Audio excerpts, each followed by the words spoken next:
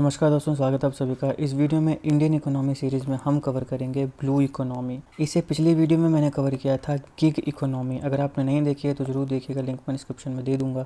आज हम बात करेंगे ब्लू इकोनॉमी। ये होती क्या है, कौन कौन से सेक्टर्स इसमें आते हैं, कौन कौन से ऐसे फैक्टर्स हैं जो ब्लू इकोनॉमी को हैम्पर करते हैं, और जो भी इंपॉर्टेंट फैक्ट्स हैं आपके एग्जामिनेशन के लिए, उन सारों को हम इस वीडियो में कवर करेंगे। वीडियो को अंत तक जरूर देखिएगा। चैनल पर नए हो तो सब्सक्राइब अवश्य करिएगा।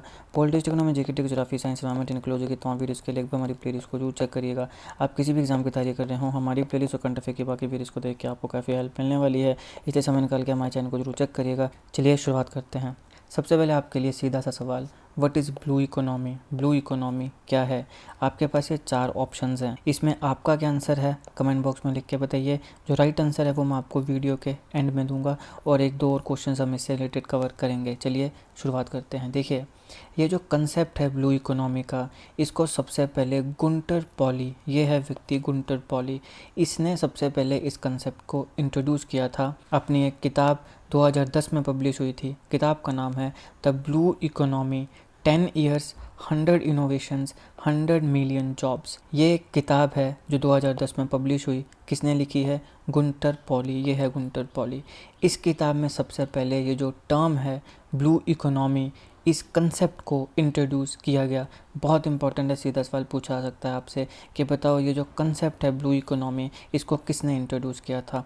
गुंटर पॉली ने इंट्रोड्यूस किया था। अपनी कौन सी बुक में इंट्रोड्यूस किया था? The blue economy 10 years 100 innovations 100 million jobs. इस बुक में उसने इस कंसेप्ट को इंट्रोड्यूस किया था। अब देखिए, ब्लू इकोनॉमी है क्या? ब्लू इकोनॉमी का मतलब हुआ सस्टेनेबल यूज़। सस्टेनेबल शब्द का मतलब होता है इस प्रकार से किसी चीज़ का प्रयोग किया जाए कि हम भी उससे फ़ायदा उठा सकें, और हमारे भविष्य में आने वाली जो जनरेशन्स हैं उनके लिए भी वो चीज़ें यूज़ करने के लिए बच जाएं। उसको हम कहते हैं सस्टेनेबल। तो अभी ब्लू इकोनॉमी का मतलब है कि जो ओशियन रिसोर्सेज हैं उनका हम सस्टेनेबल तरीके से यूज़ करें, उस प्रकार से यूज़ करें कि हम भी अपने लिए यूज़ कर लें और हमारे भविष्य की जो आने वाली जनरेशन्स हैं उनके लिए भी बच जाए। अब ये जो ओशियन रिसोर्सेज है, इसका यूज़ हम किसके लिए करेंगे? इकोनॉमिक ग्रोथ के लिए, अपने देश की इकोनॉमिक ग्रोथ के लिए, इम्प्रूव्ड लिवलीहुड्स के लिए, लोगों की ज़िंदगी को बेहतर बनाने के लिए, जॉब्स के लिए, नौकरियों के लिए, और ओशियन इकोसिस्टम की हेल्थ के लिए। यहाँ पे देखो, सिर्फ सेल्फिश रीज़न नहीं देखे जा रहे हैं कि हमें इकोनॉमिक ग्रोथ चाहिए, लिवलीहुड इम्प्रूव करना है, नौकरियाँ चाहिए। ये सारे तो सॉर्ट ऑफ सेल्फिश रीजंस हो गए, लेकिन इसके साथ साथ हम ओशियन की इकोसिस्टम हेल्थ की भी बात कर रहे हैं। तो इसे कहते हैं सस्टेनेबल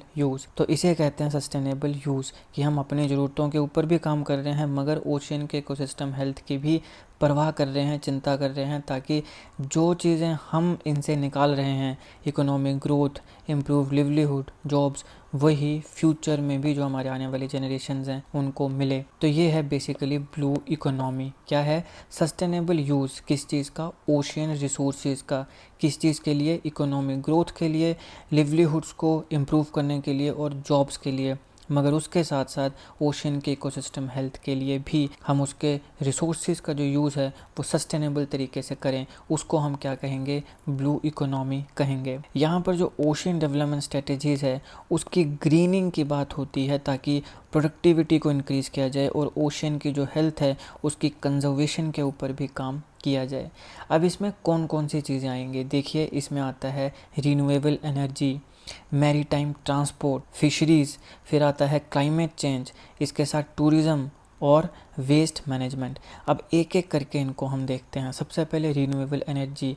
रिन्यूएबल एनर्जी का क्या कंटेक्स्ट है in related to blue economy? सबसे पहले देखिए, जो सस्टेनेबल मैरीन एनर्जी है वो काफ़ी वाइटल इम्पॉर्टेंट रोल प्ले कर सकती है हमारी सोशल और इकोनॉमिक डेवलपमेंट के लिए। तो यानी कि मैरीन एनर्जी का हम यूज़ करें, लेकिन उसको ओवर एक्सप्लॉइट ना करें। हम सस्टेनेबल तरीके से उसका यूज़ करें अपने सोशल और अपने इकोनॉमिक डेवलपमेंट के लिए। फिर उसके बाद आता है फ़िशरीज़। सस्टेनेबल फ़िशरीज़ जो हैं वो काफ़ी रेवेन्यू जनरेट कर सकती हैं।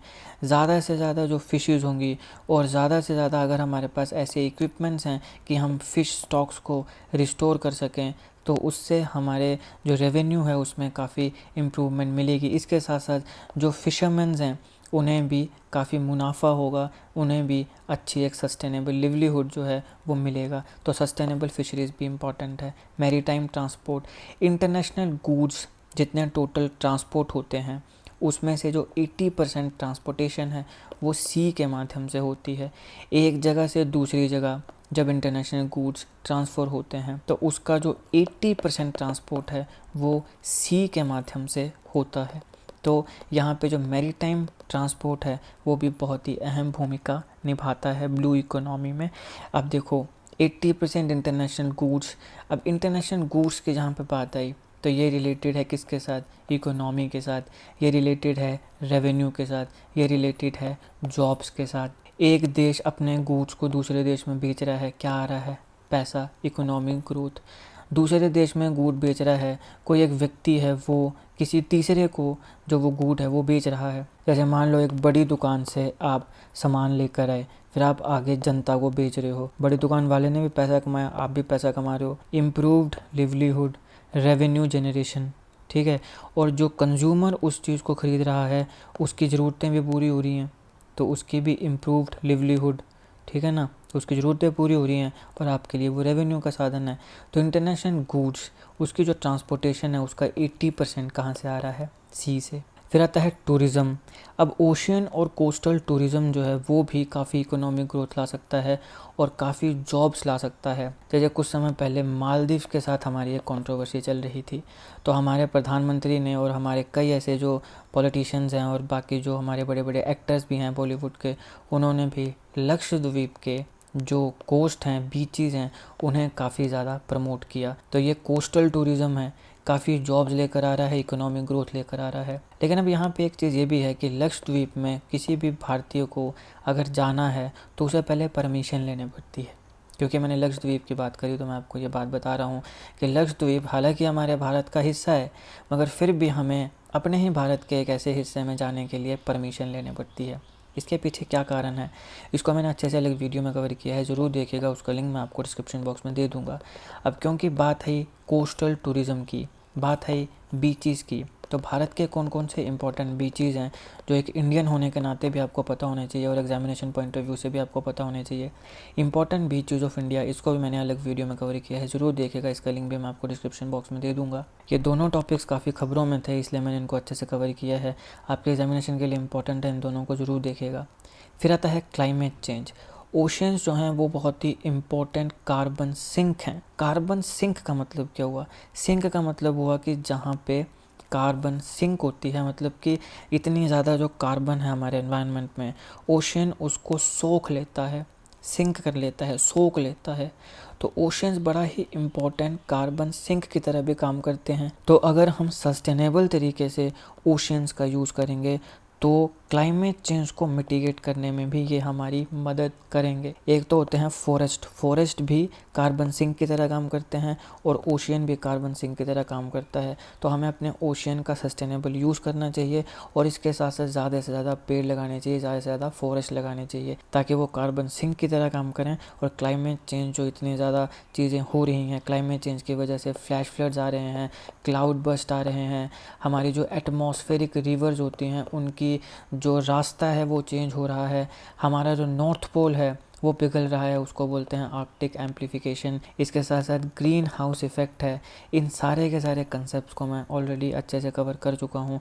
ग्रीन हाउस इफ़ेक्ट है, Arctic amplification, atmospheric rivers, flash floods, cloudburst, इन सबको आप देख सकते हैं। एनवायरनमेंट एंड इकोलॉजी के पर्सपेक्टिव से काफ़ी इंपॉर्टेंट है। इनके लिंक्स मैं आपको डिस्क्रिप्शन में दे दूँगा, या फिर आप मेरी प्लेलिस्ट में जाइए एनवायरनमेंट एंड इकोलॉजी, वहाँ पर आपको ये सारी चीज़ें मिल जाएंगी। एटमॉस्फेरिक रिवर्स क्या होती हैं, काफ़ी ज़्यादा खबरों में थी, आर्कटिक एम्प्लीफिकेशन काफ़ी खबरों में था, इसलिए ज़रूर देखिएगा। Flash floods, cloud burst, green house emission, सबको ऑलरेडी मैंने कवर किया है। इनके लिंक्स या तो आपको डिस्क्रिप्शन में मिल जाएंगे या फिर मेरी प्लेलिस्ट में जाइए एनवायरनमेंट एंड इकोलॉजी, वहाँ मिल जाएंगे। तो यहाँ पर क्लाइमेट चेंज को मिटिगेट करने के लिए भी ओशियंस की जो सस्टेनेबल यूज़ है वो बहुत ज़्यादा ज़रूरी है, बहुत ज़्यादा इंपॉर्टेंट है। और इसके साथ साथ हम क्या कर सकते हैं, हम फॉरेस्ट लगा सकते हैं, तो ज़्यादा से ज़्यादा पेड़ भी लगाएं। अब आता है वेस्ट मैनेजमेंट। अब देखिए लैंड में अगर हम अच्छे से वेस्ट मैनेजमेंट करते हैं तो वो भी काफ़ी मदद करता है ओशियंस की रिकवरी के लिए। तो हमें वेस्ट मैनेजमेंट के ऊपर भी काम करना चाहिए। अब यहाँ पे ब्लू इकोनॉमी जो है वो किन चीज़ों के ऊपर एम्फेसाइज करती है कि जो ओशियन इकोनॉमी है उसकी हम डेवलपमेंट इस प्रकार से करें कि उसमें कुछ ना कुछ चीज़ें इंटीग्रेट हों, जैसे कि सोशल इंक्लूजन, एनवायरमेंटल सस्टेनेबिलिटी। हम ऐसा नहीं है कि सिर्फ एक्सप्लॉइट करे जा रहे हैं और हम एनवायरनमेंट को बचाने का प्रयास न करें। एनवायरमेंटल सस्टेनेबिलिटी बहुत इंपॉर्टेंट है, सोशल इंक्लूजन बहुत इंपॉर्टेंट है, जनता को जागरूक किया जाए क्यों पेड़ पौधे लगाना ज़रूरी है, क्यों वाटर को कंजर्व करना ज़रूरी है, क्यों ओशंस को साफ़ रखना ज़रूरी है, वाटर बॉडीज़ को साफ़ रखना ज़रूरी है। और इसके साथ साथ जो इनोवेटिव बिजनेस मॉडल है, इन तीनों चीज़ों को कंबाइन किया जाना चाहिए। क्या बात हुई, ओशियन इकोनॉमी की डेवलपमेंट ऐसी होनी चाहिए कि वहाँ पे सोसाइटी की इंक्लूजन भी हो, एनवायरनमेंट के सस्टेनेबिलिटी भी हो, इसके साथ साथ वहाँ पे इनोवेटिव बिजनेस मॉडल्स भी आएँ। तो ये तीनों चीज़ों की जो इंटीग्रेशन है उसके ऊपर हमें एम्फेसाइज करना चाहिए ओशियन इकोनॉमी की डेवलपमेंट के लिए। अब यहाँ पे सवाल आता है कि ब्लू इकोनॉमी की नीड ही क्या है, ज़रूरत क्या है। देखिए, अर्थ सरफेस का जो 3/4 एरिया है वो ओशियन कवर करते हैं।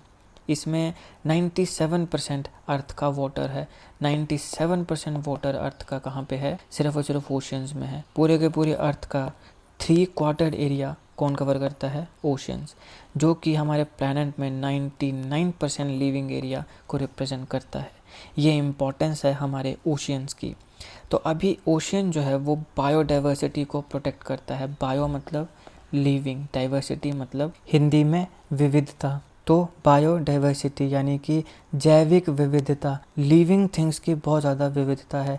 अलग अलग प्रकार के जीव जंतु आपको ओशियंस में देखने को मिलते हैं। मैरीन एनिमल्स, फाइटोप्लैंक्टन्स देखने को मिलेंगे, जू प्लैंक्टन्स देखने को मिलेंगे। तो ओशियन इस प्रकार की जो बायोडाइवर्सिटी है उसको प्रोटेक्ट करता है। इसके साथ साथ ये हमारे प्लैनेट को ठंडा रखने में, कूल करने में भी मदद करता है। उसके साथ साथ हमारी ग्लोबल CO2 का जितना इमिशन है, कार्बन डाइऑक्साइड, उसका 30% हमारे जो ओशंस हैं वो एब्जॉर्व करते हैं। यही कारण है कि हमारे कल्चर में हर एक चीज़ को पूजा जाता है, इवन ओशियंस को भी पूजा जाता है, क्योंकि ये हमारे प्लैनेट को स्थिर रखने में मदद कर रहे हैं, बायोडाइवर्सिटी को प्रोटेक्ट कर रहे हैं, हमारे प्लैनेट को कूल ठंडा रखने में मदद कर रहे हैं। जो कार्बन डाइऑक्साइड हमारे लिए बिल्कुल भी अच्छी नहीं है, उसका 30% ये एब्जॉर्ब कर ले रहे हैं। फिर अगर हम ग्लोबल GDP की बात करें, ग्रॉस डोमेस्टिक प्रोडक्शन, तो उसका 3 to 5%, 3 से 5% जो GDP का, ग्लोबल GDP का हिस्सा है वो भी ओशियन से आता है। इतनी इम्पोर्टेंस है ओशियंस की। तो अब यहाँ पे ब्लू इकोनॉमी के माध्यम से हम ओशियंस का सस्टेनेबल यूज़ करने की बात कर रहे हैं, ताकि हम इकोनॉमिक ग्रोथ को भी बूस्ट करें और इसके साथ साथ जो इनकम जनरेशन है, जो जॉब्स हैं, उनकी भी अपॉर्चुनिटीज़ प्रोवाइड करें, उनकी भी अपॉर्चुनिटीज़ को बढ़ाएं। और इसके साथ साथ हमारे जो ओशियंस हैं उनका सस्टेनेबल यूज़ हो, ताकि हम ओशियंस को भी प्रोटेक्ट करके रखें, ताकि हम भी उनसे फ़ायदा उठा सकें, आने वाली जनरेशन्स भी फ़ायदा उठा सकें। ये हमारे फूड सिक्योरिटी को भी अच्छे से सपोर्ट करेगा। यहाँ पे जो हमारी डाइवर्सिफिकेशन हमें देखने को मिलती है एनर्जी के नए रिसोर्सेज में, उन्हें भी ये एड्रेस करेगा। इसके साथ साथ नए ड्रग वैल्यूएबल केमिकल्स हैं, प्रोटीन फूड है, डीप सी मिनरल्स हैं, सिक्योरिटी है, फूड सिक्योरिटी, ये सारी की सारी चीज़ें हमें ओशियन प्रोवाइड करता है। देखिए, जो ब्लू इकोनॉमी है वो सनराइज सेक्टर है। वो अगला क्या है, सनराइज सेक्टर। सनराइज सेक्टर क्या हुआ, देखिए, सन राइज कर रहा है, ऊपर को उठ रहा है, यानी कि जैसे सूरज राइज होता है, सूरज उगता है, उसी प्रकार से जो ब्लू इकोनॉमी है वो आने वाले समय में राइज होने वाली है, वो आने वाले समय में उगने वाली है। ये ऐसा सेक्टर है जो काफ़ी रैपिडली, बहुत ही तेज़ी से एक्सपैंड हो रहा है और आने वाले समय में इसकी जो इम्पोर्टेंस है वो बहुत ज़्यादा बढ़ने वाली है। ऐसा एक्सपेक्टेड है कि इसकी जो इम्पोर्टेंस है फ्यूचर में वो बहुत ज़्यादा बढ़ेगी। ये बहुत ही ज़्यादा कंट्रीब्यूट करने वाला है, GDP में कंट्रीब्यूट करेगा, रेवेन्यू की इंक्रीज़ में और नए रेवेन्यू जनरेशन में ये कंट्रीब्यूट करेगा, नई जॉब्स में ये कंट्रीब्यूट करने वाला है, इसलिए सनराइज सेक्टर है। अब हम बात करते हैं कुछ ऐसे इंपॉर्टेंट फैक्टर्स की जो ब्लू इकोनॉमी को अफेक्ट करते हैं। सबसे पहले आता है सी बॉर्न जो टेरर है उसके ऊपर थ्रेट। देखिए, हमारे यहाँ पे ओशंस या सीज़ में हम सबको पता है कि पायरेसी हो सकती है, आर्म्ड रोबरी हो सकती है, मैरीटाइम टेररिज्म हो सकता है, फिर कुछ इलिसिट ट्रेड भी होता है जैसे क्रूड ऑयल्स का, आर्म का, ड्रग का, ह्यूमन ट्रैफिकिंग का और कॉन्ट्राबैंड की स्मगलिंग या इस प्रकार की जो भी चीज़ें हैं। तो सी बोर्न टेरर जो है ये बहुत बड़ा थ्रेट हो जाता है ब्लू इकोनॉमी के लिए। अब मान लो कि एक्स जगह से वाई जगह में सी के माध्यम से आपने अपने गुड्स को भेजना है, बीच में अगर मान लो आर्म्ड रोबरी हो जाती है, बंदूकें लेके कुछ लोग आते हैं और आपकी जो शिप है जिसमें आप सामान एक जगह से दूसरी जगह भेज रहे हो उसको लूट के ले जाते हैं, तो आपका तो नुकसान हो गया। मान लो कोई टेररिस्ट आ जाता है और वो इस शिप को उड़ा देता है, तो यहाँ पे तो नुकसान हो गया, maritime terrorism, armed robbery, piracy या फिर कुछ चीज़ें जैसे आर्म्स हैं। अब एक जगह से दूसरी जगह इलिसिट तरीके से, मतलब वहाँ इलीगल तरीके से जो आर्म्स एंड एमुनिशंस हैं उन्हें भेजा जा रहा है। फिर आता है ह्यूमन ट्रैफिकिंग। आप सब जानते हैं ह्यूमन ट्रैफिकिंग को रोकने के लिए हमारी गवर्नमेंट ने उज्ज्वला स्कीम की शुरुआत करी है। इसको मैंने अच्छे से अलग वीडियो में कवर किया है, काफ़ी लोगों ने इसको देखा और पसंद किया, आप भी जरूर देखिएगा, लिंक डिस्क्रिप्शन में दे दूँगा। तो ह्यूमन ट्रैफिकिंग भी सी के माध्यम से हो सकती है। तो ये सब चीज़ें जो हैं ये हमारी जो ब्लू इकोनॉमी है उसको अफेक्ट करता है। फिर आता है नेचुरल डिज़ास्टर्स। अब हर साल सुनामी, साइक्लोन, हुरिकेन, टाइफून्स इस प्रकार की चीज़ें आती हैं जिसकी वजह से हज़ारों की संख्या में लोग जो हैं उनको नुकसान होता है, लाखों की जो प्रॉपर्टी है वो डिस्ट्रॉय हो जाती है। तो ब्लू इकोनॉमी को ये भी एक फैक्टर है जो अफेक्ट करता है। मैन मेड प्रॉब्लम्स जैसे कि ऑयल स्पिल्स हैं, क्लाइमेट चेंज है, इसकी वजह से जो मैरीटाइम डोमेन है उसकी स्टेबिलिटी में काफ़ी ज़्यादा रिस्क आता है। क्लाइमेट चेंज का इम्पैक्ट बहुत इंपॉर्टेंट है, सी टेम्परेचर इंक्रीज़ हो रहा है, एसिडिटी इंक्रीज़ हो रही है, मेरीन लाइफ को काफ़ी थ्रेट हो रहा है, उनके हैबिटेट को काफ़ी थ्रेट हो रहा है। मोस्टली बहुत सी ऐसी कम्युनिटीज़ हैं जैसे कि फिशरमैन कम्युनिटी जो कि ओशंस के ऊपर डिपेंड करती है, उनकी लाइफ बहुत ज़्यादा इम्पैक्ट हो रही है क्लाइमेट चेंज की वजह से। तो उनकी लाइफ के साथ साथ हमारी जो ब्लू इकोनॉमी है वो भी काफ़ी अफेक्ट हो रही है। फिर आता है मैरीन पोल्यूशन। अब देखिए अनट्रीटेड सीवरेज को ओशियंस में कई बार डाल दिया जा रहा है। एग्रीकल्चर रन ऑफ है, एग्रीकल्चर में खेतों में धड़ाधड़ फर्टिलाइजर्स का यूज़ हो रहा है, पानी के माध्यम से फिर वो कहीं ना कहीं इवेंचुअली ओशियंस में चले जा रहे हैं। कई बार मैरीन डेब्रीज होती हैं, जैसे कोई सी में गया, प्लास्टिक ओशियन में फेंक दिया, तो इन सब चीज़ों से ओशियंस के वाटर जो है उसमें काफ़ी ज़्यादा एक्सेस न्यूट्रिएंट्स आ रहे हैं जिसकी वजह से मैरीन पोल्यूशन हो रहा है। तो ये भी कहीं ना कहीं हमारी जो ब्लू इकोनॉमी है उसको हैम्पर कर रहा है और इन सब चीज़ों की वजह से कई मैरीन एनिमल्स हैं जिनकी मौत हो जा रही है। फिर आता है मैरीन रिसोर्सेज की ओवर एक्सप्लॉयटेशन। मैंने दूसरी स्लाइड में ही एक शब्द के ऊपर आपका ध्यान खींचा था ब्लू इकोनॉमी को जब मैं आपको एक्सप्लेन कर रहा था, और वो शब्द था सस्टेनेबल। तो सस्टेनेबल माने कि हम उतना ही यूज़ करें जितना हमें चाहिए और हम उसको प्रिजर्व भी करें ताकि जैसे हम उसका यूज़ कर रहे हैं आने वाली जनरेशन भी यूज़ करें। मगर इस प्रकार की बातें बोलने और सुनने में अच्छी लगती हैं, मगर एक्चुअल में जब व्यक्ति प्रैक्टिस करने लगता है ना, कोई भी इंसान, ह्यूमन बींग्स की यही प्रॉब्लम है, तो हम कॉन्शियसली उस चीज़ को यूज़ नहीं करते हैं, हम एनिमलिस्टिक बन जाते हैं और हम जानवर बन जाते हैं। तो हमारे अंदर सेल्फिशनेस आ जाती है और इसलिए हम ओवर एक्सप्लॉयटेशन करना शुरू कर देते हैं। हम उस चीज़ को नहीं समझ पाते कि भाई ये अगर ख़त्म ही हो गया तो फिर हम इसका यूज़ कैसे करेंगे जब चीज़ ख़त्म ही होगी। लेकिन जब व्यक्ति प्रैक्टिस कर रहा होता है ना, तब वो इन चीज़ों को नहीं सोचता है। बाद में जब ख़त्म हो गया या डिस्ट्रॉय हो गया तब जाके फिर वो रिग्रेट आता है कि अबे यार काश हमने उसको सस्टेनेबली यूज़ किया होता। तो ये बड़ी प्रॉब्लम है, एक बहुत बड़ा फैक्टर है जो ब्लू इकोनॉमी को अफेक्ट करता है। Over exploitation, illegal, unreported, unregulated extraction जो मैरीन रिसोर्सेज की हो रही है, जो ओवर एक्सप्लॉयटेशन मैरीन रिसोर्सेज की हो रही है, ये भी बहुत ज़्यादा अफेक्ट करता है ब्लू इकोनॉमी को। अब हम बात करते हैं कि ब्लू इकोनॉमी की सिग्निफिकेंस क्या है। ये जो फैक्टर्स अफेक्ट करते हैं ब्लू इकोनॉमी को, इनको कंट्रोल करने की आवश्यकता क्या है, क्या इंपॉर्टेंस है ब्लू इकोनॉमी की। High return on investment. देखिए कई ऐसे रिसर्च हुए हैं जिससे यह पता चलता है कि जो सस्टेनेबल ओशन इकोनॉमी है वो काफ़ी ज़्यादा हाई रिटर्न इन्वेस्टमेंट पे देती है। अगर आपने ब्लू इकोनॉमी में $1 को इन्वेस्ट किया है तो कई ऐसी ओशियन एक्टिविटीज़ हैं जो आपको $1 का 5 गुना, यानी कि $1 का $5 आपको रिटर्न में देगी। तो हाई रिटर्न है इन्वेस्टमेंट में, मगर अगर वहाँ पे सस्टेनेबल डेवलपमेंट हो, तो सस्टेनेबल यूज़ अगर ओशियन रिसोर्सेज का हो तो। फिर आता है साइनर्जी विद एसडीजी। एसडीजी क्या है? Sustainable development goals. अब देखो, पहले हमारे यहाँ पे आए 2000 से लेकर 2015 तक मिलेनियम डेवलपमेंट गोल्स। फिर मिलेनियम डेवलपमेंट गोल कब ख़त्म हो गए? 2015 में।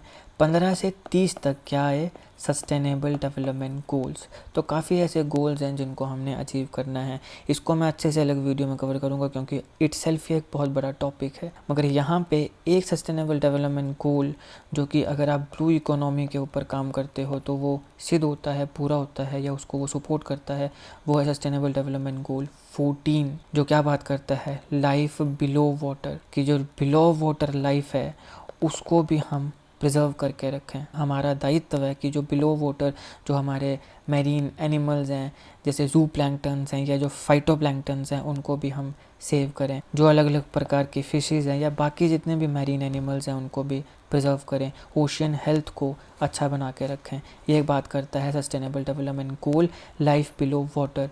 तो जब हम ब्लू इकोनॉमी की बात करते हैं तो उसकी एक सिग्निफिकेंस ये भी है क्योंकि हम यहाँ पे सस्टेनेबल यूज़ की बात कर रहे हैं तो वो सिनर्जी भी दिखाता है किसके साथ? सस्टेनेबल डेवलपमेंट गोल्स के साथ। Sustainable development goal 14 to be precise which talks about life below water. फिर आता है सस्टेनेबल एनर्जी। अब देखिए, रिन्यूएबल एनर्जी की डिमांड बढ़ती जा रही है। हमारे जो ऑफशोर रीजन्स हैं उनके पास ट्रिमेंडस पोटेंशियल है कि ऑफशोर विंड के माध्यम से, वेव्स के माध्यम से, ओशियन क्रंच के माध्यम से जिसमें टाइडल क्रंच भी आते हैं, या थर्मल एनर्जी, इन सब के माध्यम से हम रिन्यूएबल एनर्जी को जनरेट कर सकते हैं। तो सस्टेनेबल एनर्जी में भी जो ब्लू इकोनॉमी है वो काफ़ी इम्पोर्टेंट रोल प्ले कर सकती है। भारत के केस में अगर हम देखें कि ब्लू इकोनॉमी हमारे लिए क्यों इम्पोर्टेंट है, तो देखिए जो ब्लू इकोनॉमी है वो भारत को अनप्रेसिडेंटेड बहुत ज़्यादा अपॉर्चुनिटीज़ देती हैं अपने नेशनल सोशो इकोनॉमिक ऑब्जेक्टिव्स को पूरा करने के लिए और अपनी जो कनेक्टिविटी है नेबर्स के साथ उसको स्ट्रेंथन करने के लिए। ब्लू इकोनॉमी जो है वो लिवलीहुड जनरेशन के ऊपर फोकस करेगी, एनर्जी सिक्योरिटी को अचीव करने में हमारी मदद करेगी, इकोलॉजिकल रेजिलियंस बिल्ड करने में मदद करेगी और इसके साथ साथ हमारी कोस्टल कम्युनिटीज़, जो लोग कोस्टल एरियाज़ में रहते हैं, उनके लिविंग स्टैंडर्ड्स और जो हेल्थ है उसको इम्प्रूव करने में भी काफ़ी ज़्यादा अपना योगदान दे सकती है। ये हमारी इंडियन गवर्नमेंट के जो एफर्ट्स हैं सस्टेनेबल डेवलपमेंट गोल को अचीव करने के, उनको भी स्ट्रेंथन करती है, रीइंफोर्स करती है और हंगर, पॉवर्टी रेडिकेशन, इस प्रकार के जितने सस्टेनेबल डेवलपमेंट गोल्स हैं उन्हें भी अचीव करने में हमारी मदद करेगी। कैसे? अब हंगर की बात ले लो, जो हमारे कोस्टल कम्युनिटीज़ हैं, अगर ओशियन से उनको ज़्यादा रेवेन्यू मिल रहा है तो ऑब्वियसली वो भूखे नहीं रहेंगे, ऑब्वियसली वो गरीब नहीं रहेंगे अगर उनको अच्छा पैसा मिल रहा है तो इस प्रकार से एक तो सीधा सीधा सस्टेनेबल डेवलपमेंट गोल 14 आ जाता है जहाँ पे हम लाइफ बिलो वाटर की बात करते हैं, मगर उससे जो हमारे फिशरमैन कम्युनिटी कमा रही है, बाकी जो कोस्टल कम्युनिटीज़ है वो कमा रही हैं, तो वहाँ पर जो बाकी सस्टेनेबल डेवलपमेंट गोल्स हैं उन्हें भी कहीं ना कहीं ये मदद पहुँचा रही है। नो हंगर, ज़ीरो पॉवर्टी, इनमें भी ये काम कर रही है। अगर हम भारत की बात करें तो हमारे भारत में 9 कोस्टल स्टेट्स हैं, यानी कि हमारे यहाँ पे 9 ऐसी स्टेट्स हैं जिनका एक हिस्सा जो है वो ओशियन के साथ लगता है, कोस्टल स्टेट्स हैं।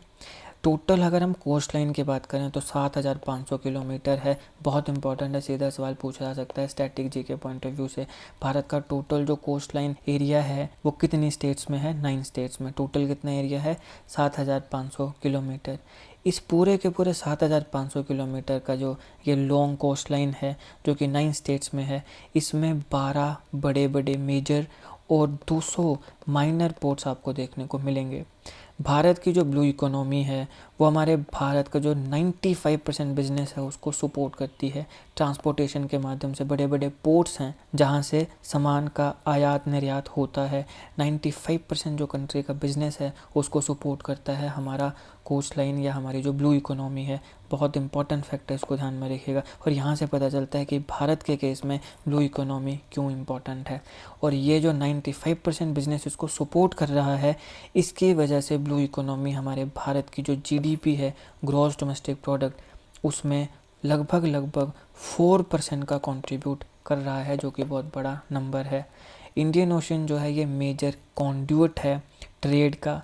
ग्लोबल ऑयल ट्रेड की बात करें तो उसका 80% जो ट्रेड है, जो ट्रांसपोर्टेशन है, वो इंडियन ओशन से होते हुए जाता है। अब जब अच्छा कनेक्टिविटी रीजन में होती है तो वो जो ट्रांसपोर्ट कॉस्ट है उसको बहुत ज़्यादा कम कर देती है।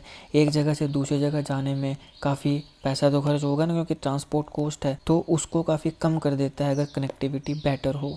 इसके साथ साथ जो मैरीटाइम वेस्टेज है, जिसको हमने पहले भी बताया, उसे भी ये बहुत ज़्यादा कम कर देता है। तो इससे क्या होता है, जो ट्रांसपोर्टेशन है वो कॉस्ट इफेक्टिव भी हो जाएगी और जो ट्रेड है वो सस्टेनेबल भी हो जाएगा। हम अपना काम सस्ते में कर लेंगे और हमारा जो ओशियन है वो भी प्रिजर्व ही रहेगा, उसको भी कोई प्रॉब्लम नहीं आएगी, मतलब हम उसको भी पोल्यूट नहीं करेंगे। अब बात आती है कि भारत में ब्लू इकोनॉमी को प्रमोट करने के लिए कौन कौन से इंपॉर्टेंट स्टेप्स उठाए गए हैं। सबसे पहला आता है डीप ओशियन मिशन। इसको इस इंटेंशन से लॉन्च किया गया था कि हम जो लिविंग और नॉन लिविंग रिसोर्सेज हैं डीप ओशियन में, ओशियन के काफ़ी बीच में नीचे जाके, उनको भी हम हार्नेस करें, इस प्रकार की टेक्नोलॉजी को डेवलप करें। इसको मैंने बहुत ही अच्छे से और विस्तार से अलग वीडियो में कवर किया है, उसको ज़रूर देखिएगा, आपके एग्जामिनेशन के लिए भी इम्पोर्टेंट और आपको बहुत नई चीज़ें सीखने को मिलेंगी। तो इसको मैंने अच्छे से कवर किया है, उसका लिंक मैं डिस्क्रिप्शन में दे दूँगा। तो ये एक पहला स्टेप था, इंपॉर्टेंट स्टेप है डीप ओशन मिशन। दूसरा आता है India Norway task force on blue economy for sustainable development. तो इसको दोनों कंट्रीज़ के द्वारा 2020 में इनॉग्रेट किया गया था।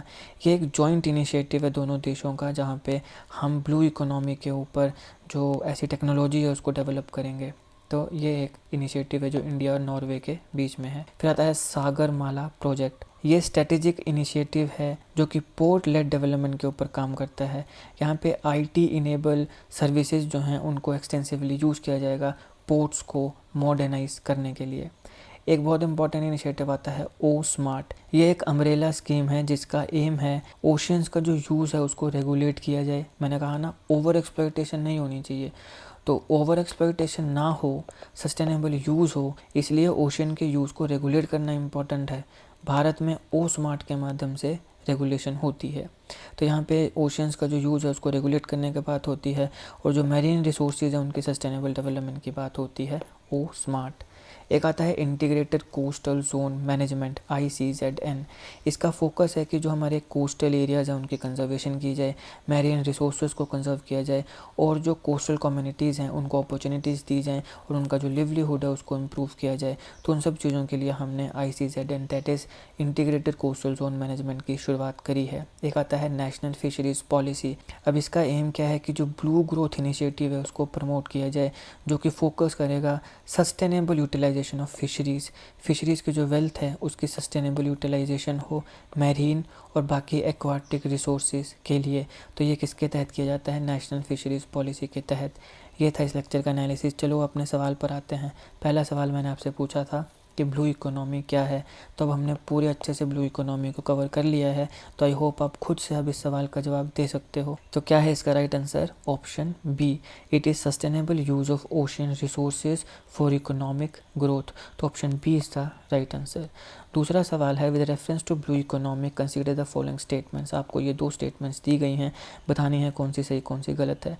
पहला है the concept was introduce by Gunter poly. तो क्या ये सही है, ये बिल्कुल सही है। यहाँ मैंने आपको बताया कि जो ब्लू इकोनॉमी का कंसेप्ट है उसको इंट्रोड्यूस किया गया था गुंटर पॉली के द्वारा। इन्होंने अपनी किताब जिसका नाम था the blue economy 10 years 100 innovations 100 million jobs, इसमें सबसे पहले इंट्रोड्यूस किया था ब्लू इकोनॉमी का कंसेप्ट। तो यहाँ पे जो पहला स्टेटमेंट है ये बिल्कुल सही है। दूसरा, इट एडवोकेट्स द ग्रीनिंग, ध्यान से, greening of ocean development strategies for higher productivity and conservation of ocean health. तो ये ओशियन डेवलपमेंट स्ट्रेटेजीज की ग्रीनिंग को एडवोकेट करता है, बिल्कुल सही है, ताकि जो प्रोडक्टिविटी है उसको भी इंक्रीज़ किया जा सके, लेकिन साथ साथ में जो ओशियन की हेल्थ है उसकी कंजर्वेशन के ऊपर भी काम किया जा सके। तो ये दोनों के दोनों स्टेटमेंट्स सही हैं। तो राइट आंसर क्या, ऑप्शन सी, बोथ 1 और 2। ये था इस लेक्चर का एनालिसिस। यहाँ पे मैंने जितनी भी वीडियोस में आपको बताई हैं उन सारों के लिंक्स आपको डिस्क्रिप्शन में मिल जाएंगे, या फिर जो मैंने इंपॉर्टेंट प्लेलिस्ट बताई है यहाँ पे, वहाँ पे जाके देख सकते हो, एनवायरनमेंट एंड इकोलॉजी। अगर आपको लेक्चर अच्छा लगा हो तो लाइक करिएगा, शेयर करिएगा। Politics, economy, GK, geography, science, environment and ecology के तमाम वीडियोस के लिए हमारी प्लेलिस्ट को जो चेक करिएगा। आप किसी भी एग्जाम की तैयारी कर रहे हो, हमारी प्लेलिस्ट और करंट अफेयर के बाकी वीडियोस को देख के आपको काफ़ी हेल्प मिलने वाली है, इसलिए समय निकाल के हमारे चैनल को जरूर चेक करिएगा। जीके करंट अफेयर, जीके टेक्स ऐसी वीडियोस के लिए हमारे चैनल को सब्सक्राइब करिएगा, बेल आइकन को जरूर दबा दीजिएगा ताकि किसी भी वीडियो की नोटिफिकेशन आपसे मिस ना हो। आपका बहुत बहुत धन्यवाद।